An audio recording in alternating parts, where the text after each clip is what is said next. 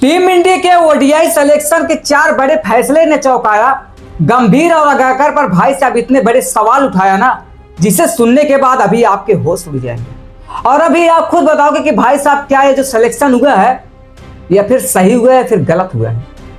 क्या जिन खिलाड़ियों को मौका देना चाहिए था उन्हें भाई साहब टीम से क्यों बाहर किया जा रहा है, और जिन्हें भाई साहब मौका नहीं देना चाहिए था उन्हें टीम में भाई साहब क्यों लिया जा रहा है। तो चलिए जानने की कोशिश करते हैं कि आखिरकार वो कौन से खिलाड़ी हैं जिन्हें इस बार ओडीआई सिलेक्शन में भाई साहब नहीं लिया गया है, जो कि अभी इतने अच्छे खासे प्रदर्शन कर आ रहे हैं ना।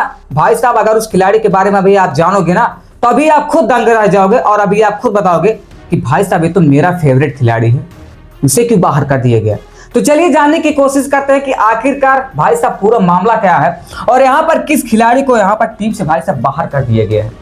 आपको बता दें कि यहाँ पर ओडीआई जो टीम इंडिया की ओडीआई सिलेक्शन है उसका भाई साहब स्क्वाड अनाउंसमेंट हो चुका है और जो कि अफगानिस्तान के खिलाफ एक मुकाबला खेला जाएगा। आपको बता दें कि इस मुकाबले में भाई साहब आपके रोहित और विराट भी खेलते हुए दिखाई देने वाले हैं। अगर रोहित विराट है तो भाई साहब आप समझ सकते हो कि मुकाबला कितना बड़ा रोमांचक होने वाला है। यह मुकाबला रोमांचक नहीं भाई साहब सर चढ़कर बोलने वाला है जिस तरीके से मुकाबला होने वाला है। तो आपको बता दें कि यहाँ पर जो पहला मुकाबला खेला जाएगा वो भाई साहब अफगानिस्तान और टीम इंडिया के बीच में खेला जाएगा। यह मुकाबला 14 जून से शुरू होने वाला, जो कि 3 ओडीआई भाई साहब इंडिया और अफगानिस्तान के बीच खेला जाएगा। 3 ओडीआई होगा और इससे पहले एक टेस्ट होगा इंडिया और अफगानिस्तान का।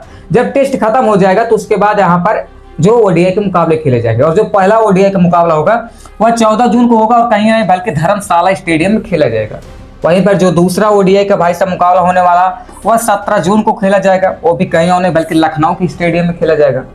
और जो तीसरा ओडीआई का मुकाबला होने वाला है भाई साहब वो 20 जून को खेला जाएगा और चेन्नई के स्टेडियम में खेला जाएगा, जहां आपका रोहित और विराट भाई साहब अच्छे खासे गदर मचाते हुए दिखाई देने वाले हैं।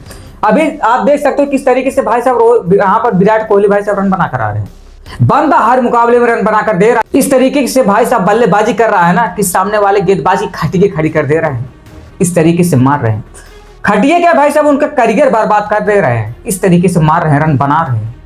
तो इसीलिए आपकी जो टीम आरसीबी है ना वैसे ही नहीं सबसे टॉप पर बैठी हुई है। मेहनत की है आपके विराट कोहली और सब बाकी सब टीम वाले हैं, टीम के सभी प्लेयर इस तरीके से रन बना रहा है।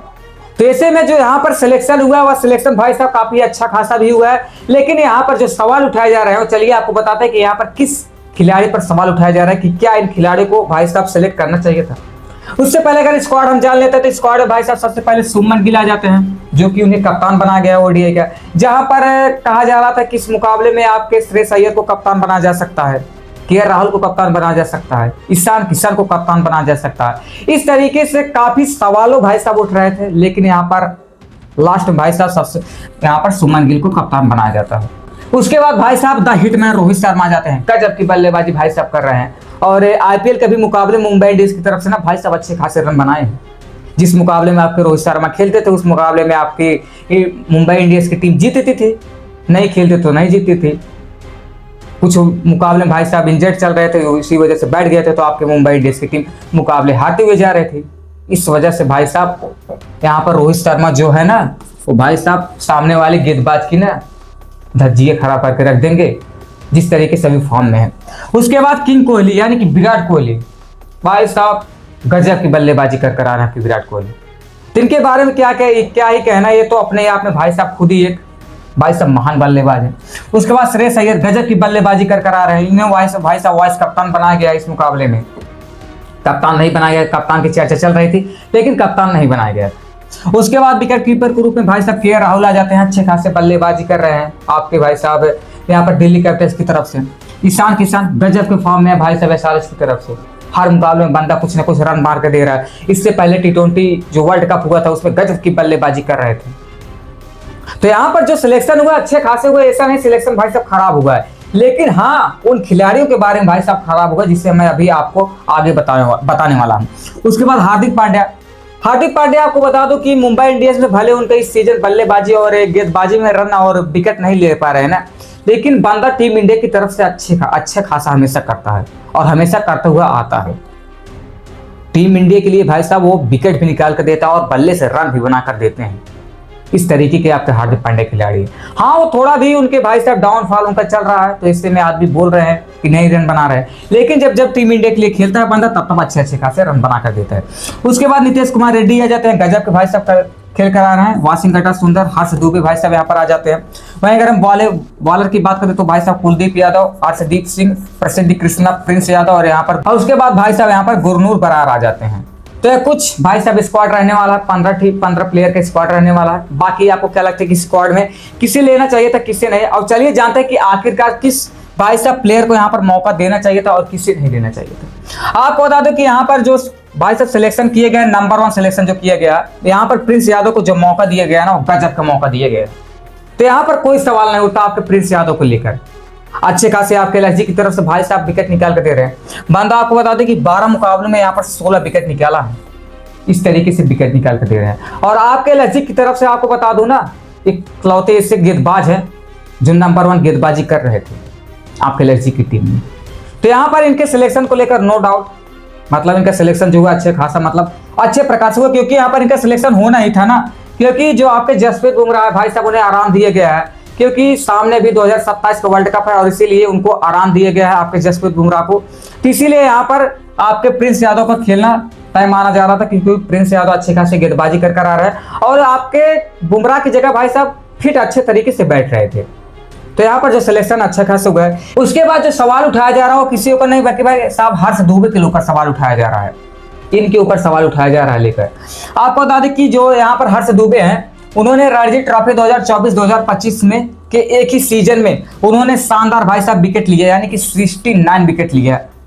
एक नया रिकॉर्ड भी बनाया था, जिसके बाद उनकी भाई साहब काफी चर्चा हुई थी।